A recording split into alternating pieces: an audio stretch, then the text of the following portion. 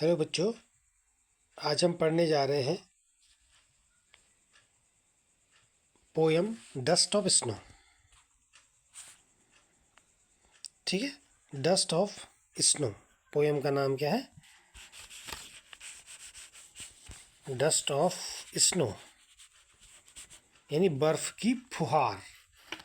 Dust मतलब धूल, धूल से मतलब अब बर्फ की धूल तो होगी नहीं, यानी धूल के कण के जैसी जो लगे, मतलब जब बर्फ गिरती है तो स्मॉल पार्टिकल्स ऑफ स्नो ऐसे कह सकते हैं। स्मॉल पार्टिकल्स ऑफ स्नो यानी बर्फ के छोटे छोटे कण, यानी बर्फ की फुहार। तो डस्ट ऑफ स्नो मीन्स होता है स्मॉल पार्टिकल्स ऑफ स्नो, है ना, यानी बर्फ की फुहार। बर्फ के छोटे छोटे कण यानी जो एक बौछार बन के बौछार टाइप से आते हैं, इस तरह से। ठीक है, चलिए। तो important stanza for comprehension, read the following stanzas and answer the question that follow, है ना। इसको आप पढ़िए, इस स्टेंजा, इस पद्यांश को पढ़िए और उस पर जो क्वेश्चन है दैट फॉलो में जो नीचे दिए गए क्वेश्चन हैं उनके आंसर दीजिए। द वे अ क्रो सुक down on me the dust of snow from a hemlock tree. ठीक है, ये केवल दो स्टेंजा की पोयम है और it is written by Robert Frost. किसने लिखी है ये? Robert Frost. ठीक है, चलिए। अब इसमें क्या है, द वे अ क्रो, तो क्या कहना चाह रहा है, मतलब कवि कह रहा है कि पोइट क्या कह रहा है, द वे अ क्रो यानी मैं जिस रास्ते जा रहा था, अ क्रो एक कौवा, शुक डाउन ऑन मी, ठीक है, उसने क्या किया, शुक डाउन ऑन मी, उसने मेरे ऊपर छिटकाया, मतलब हिलाया, द डस्ट ऑफ स्नो बर्फ की फुहार को, from a hemlock tree hemlock के पेड़ से, यानी हेमलॉक पेड़ पर जो बर्फ से आच्छादित था जो हेमलॉक ट्री, तो उसकी फुहार उसने मेरे ऊपर गिराई, छिटकाई। ठीक है, उसकी फुहार उसने मेरे ऊपर छिटकाई, है ना। भाई यही कह रहा कि द वे अ क्रो यानी मैं जब जा रहा था तो एक कौवे ने सुक डाउन ऑन मी मेरे ऊपर गिराया, द डस्ट ऑफ स्नो बर्फ की फुहार को, from a hemlock tree hemlock के पेड़ से। तो सिंपल है, चलिए इसमें क्वेश्चन देखते हैं। What Shuk down on me, मेरे ऊपर क्या गिरा, है ना। तो what Shuk down on me, मेरे ऊपर क्या गिरा, तो क्या आएगा, व्हाट की जगह आप क्या लिखोगे, द डस्ट ऑफ स्नो, बस शुक डाउन ऑन मी। ठीक है, द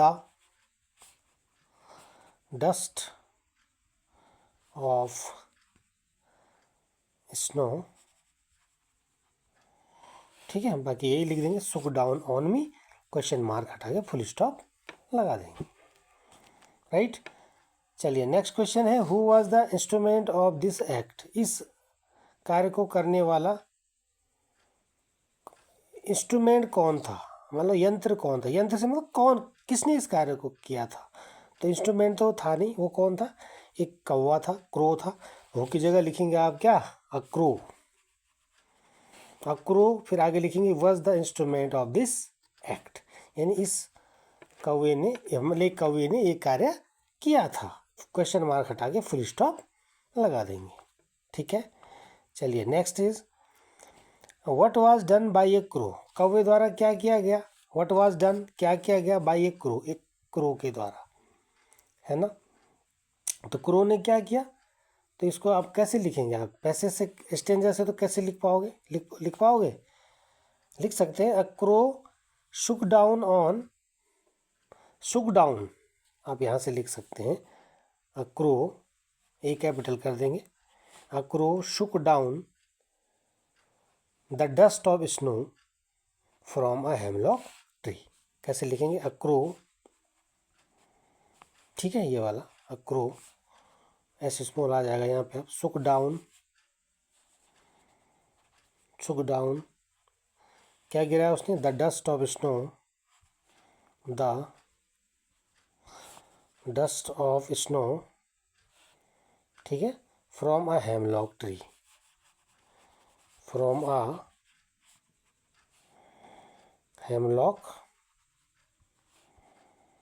ट्री, एक हेमलॉक के पेड़ से एक कौवे ने हेमलॉक के वृक्ष को हिला करके बर्फ की फुहार गिरा दी, छितरा दी, छिटकाई, है ना, ये है।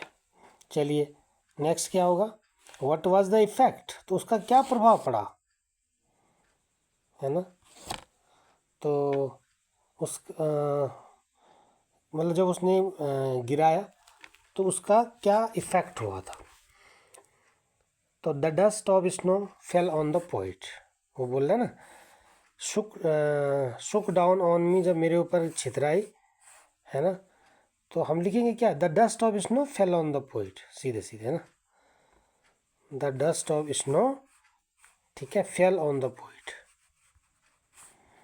उसका प्रभाव यही तो हुआ कि डस्ट ऑफ स्नो कहाँ गिरी थी, पोइट के ऊपर गिरी थी, ठीक है। चलिए नेक्स्ट इज विच सीजन, यानी कौन सा, जो कौन सी ऋतु थी, कौन सा मौसम था, do you read in the stanza, stanza में आपने किस सीजन के बारे में पढ़ा है, तो किस सीजन के बारे में पढ़ा है भाई, बर्फ गिरा रहा है क्रो, तो बर्फ किस सीजन में पड़ती है ना, तो विंटर सीजन में, तो आप लिखेंगे it is a winter season, it is a winter season of snow, ठीक है, ये बर्फ का क्या था, ये एक बर्फीला सर्दियों का या शीत का मौसम है, it is a winter season of snow, ठीक है। स्टेंजा में एक चीज़ आपने ध्यान रखनी है, कई आंसर हमें अपने से, अगर आपको ग्रामेटिकली टेंस बनाने अच्छे से आते हैं तो आप कर लोगे, अगर आपको आंसर पता है तो, ठीक है ना, और इसमें ऐसा नहीं चलता कि आपने यहाँ से यहाँ तक उतार दिया, ऐसे थोड़ा इसमें आपने अंडरस्टैंडिंग से करना है, बात समझ में। तो चलिए ये 4 लाइन थी फर्स्ट स्टेंजा की, ठीक है, तो इनको आप पढ़ेंगे अच्छे से और करके लाएंगे बच्चों, ये क्वेश्चन करेंगे आप, ठीक है। इसमें और आ सकता है कि व्हाट इज़ द क्या name of, what is the title of this poem, या what is the name of this poem, what is the title of this poem, इस पोएम का टाइटल क्या है, या इसका नाम क्या है, ठीक है, the title of the poem is dust of snow, the title of the poem is dust of snow, ठीक है, इसको इन्वर्टेड कॉमा में बंद करके फुल स्टॉप लगा देंगे। इसी तरह से क्वेश्चन आ जाएगा कि who is the poet of this poem, who is the poet of this poem,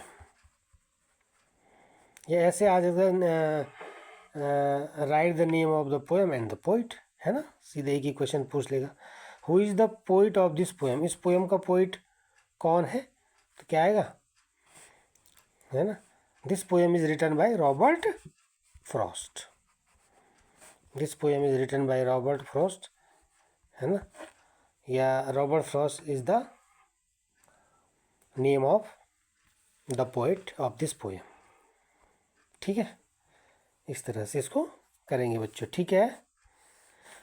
चलिए